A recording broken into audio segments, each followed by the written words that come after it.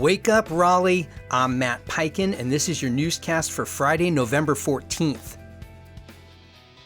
Despite a statewide green light to raise tuition, UNC Chapel Hill's Board of Trustees has opted not to increase in-state undergraduate tuition. At a Wednesday budget meeting, all but one trustee rejected a proposed 3% hike, citing the university's duty to keep education accessible. Instead, the board approved a 10% increase for out-of-state students and asked staff to explore raising non-resident graduate tuition to offset $800,000 in lost revenue.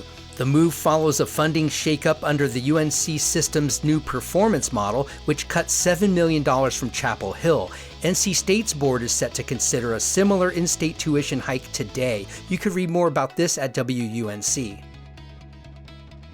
Social Emotional Learning, or SEL, has become a flashpoint in North Carolina's culture wars, with critics like Moms for Liberty labeling it ideologically charged, but educators in Durham see it differently. Durham Public Schools has embraced SEL across all grades since 2021, integrating it into daily routines to build student resilience and emotional intelligence.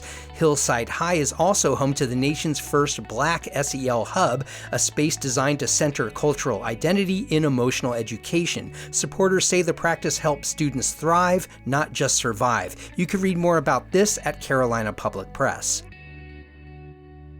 After nearly a decade operating as pilot programs, two North Carolina virtual charter schools, NC Cyber Academy and NC Virtual Academy, must now formally justify their continued operation.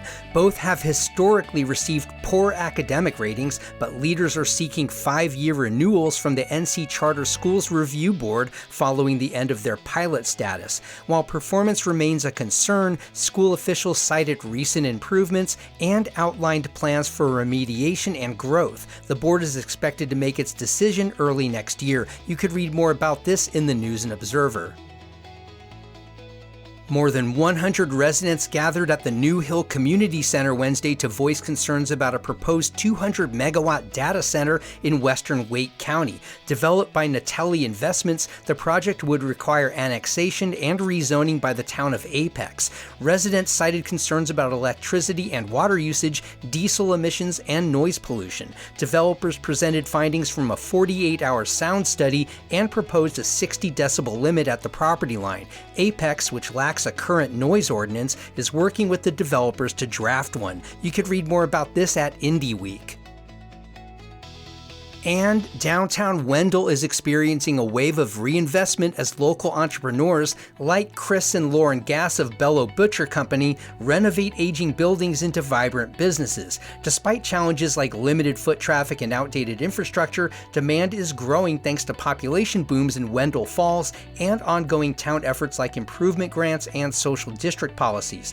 Major adaptive reuse projects, including the $10 to $15 million 3rd Street Apollo development, aim to create more dining and retail space. While some residents worry about overdevelopment, town leaders say the goal is to grow while preserving Wendell's small-town character. Read more in the Triangle Business Journal.